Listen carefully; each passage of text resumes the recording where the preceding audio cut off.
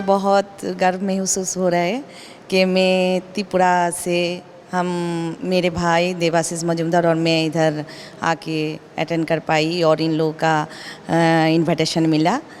और मैं आगे भी आशा करूंगी कि हम लोग का त्रिपुरा में भी जितना भी जनजाति है सब में प्यार बंटने का और बंधन बढ़ाने का मैं शिल्प संस्कृति को लेके मैं चलती हूँ।